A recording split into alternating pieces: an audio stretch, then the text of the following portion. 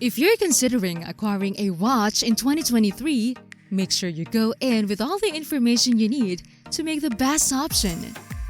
The simplest method to accomplish this is to watch this video and listen to Teddy Baldassarre's advice for first-time watch buyers.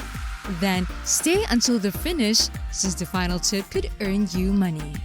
We've seen a bubble in the previous several years, as supply chains, material costs, and other variables have made them even more challenging to secure. It's frustrating for watch enthusiasts who have been saving up for their dream timepiece, because the purchase doesn't seem to get any closer, despite putting money away every month in the savings kit. But here's the thing. Teddy Baldassarre, the founder and creative director of one of the fastest-growing retailers in all luxury watches, said that if you keep waiting, you might never get that watch. Of course, you might sit back and wait for decades for that wonderful opportunity to get the watch you have desired for so long, and it could happen. But what is the expense of it in comparison to the time lost by not having it? It certainly pays to be patient, but does it pay to be patient that all the time and work spent saving is essentially wasted?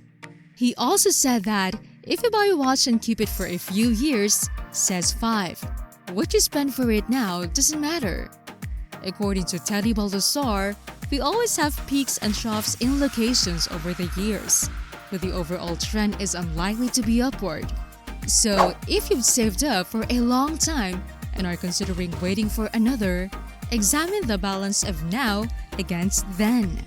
As of this video, watch prices have returned to where they were predicted to be a few years ago, so any additional loss is purely speculative at this stage. As Teddy Baldassarre stated, resale value doesn't matter if you acquire it and enjoy it for a long time. But what if your savings jar can't keep up with the watch you've been eyeing and you're stuck? Then there's something you should know. Yes, it is critical to keep your eyes on the price. And no, you do not want to take the easy way out and get something cheaper to receive a quicker hit. But if the watch you desire has genuinely left the environment and becomes substantially out of reach, there will always be a point at which it's necessary to shift your focus. Teddy Baldassarre believes knowing the limitations of what you want to spend on a watch and if the watch you like most has slid outside of that is critical. After that, things make perfect sense to leave it alone. After all, no new watch will leave you fully satisfied, so taking that risk on the extra stretch isn't worth it.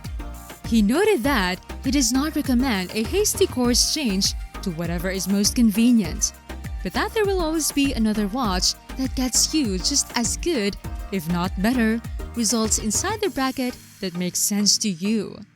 It's worth considering the concept at least to avoid hyper-focusing on what you can't have, because that might be deceiving. After all, the more you can have something, the more you want it. A hype that the actual watch will never be able to match.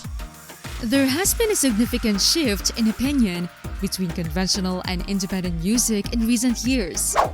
Independent watchmakers are fantastic because they provide a piece of personality from a tiny and usually highly passionate brand while providing good value for money. Online evaluations from a linked community make it easier to separate the good from the poor when purchasing your new pod watch. But that's it. It's easy to get psyched into a buy with these small brands just because everyone else is talking about it. Sure, they might all be talking about it because it's wonderful, but it could also be because it's new. The news cycle moves quickly, requiring enthusiasm to keep the gears turning smoothly. The last thing you want is to be left holding a hot potato a week later. That isn't to suggest you shouldn't buy independently. You should almost certainly consider it. Just don't buy blindly. Allow the dust to settle before separating the wheat from the chaff. Granted, the hyped brands will likely be sold out by that point, but at least you'll know that come round 2, you'll have a better knowledge of what you've signed up for. Now, thank you for reaching this point. Make sure to finish this video to know more. But before we continue, don't forget to subscribe if you're new to this channel and like, comment, share, and hit the notification bell for more upcoming videos like this. When reviewing a watch, People often say that it doesn't have X, or if only this watch has Y, I would have bought it. So often, X and Y are minor specification aspects that, on paper, carry a lot of weight. Still, Teddy Baldassarre believes that waiting for the ideal specification can cause more harm than good. When you think about it, we don't buy these watches because we need a decent timekeeper. Only if you know exactly how accurate the watch is. However, a larger proportion will disregard an otherwise excellent watch because it lacks a date window or hacking seconds. The primary reason to like a watch is the way it looks and feels. Of course, I can only speak for some. Still, it is undeniably true for the vast majority. And dismissing what is otherwise a fantastic choice over something as trivial as a specification can be a fool's errand. Teddy Baldassarre said you shouldn't make major concessions, but you should check the correct options for you. For example, do you think you've made the proper option if you buy a watch with all the appropriate specs but don't enjoy the look over one that looks amazing but lacks a little functionality? You may have, but it's worth considering before leaving with your money. The final point requires a clear qualification. Because I am not a financial expert, I urge you to research financing your watch or try these tips, according to Teddy Baldassarre. However, as savings rates begin to rise again, it is worthwhile to explore 0% finance when purchasing a watch. Many of you will prefer to buy with cash exclusively, which is good and practical, but that doesn't mean finance is automatically irresponsible. If the savings rate is larger than the finance rate, you'll be better off keeping that money in the bank with a 0% finance.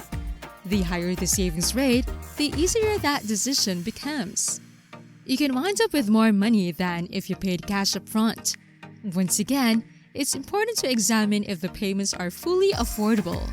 If you have the cash in the first place, there's little to detract from the benefits of keeping the money with you for longer.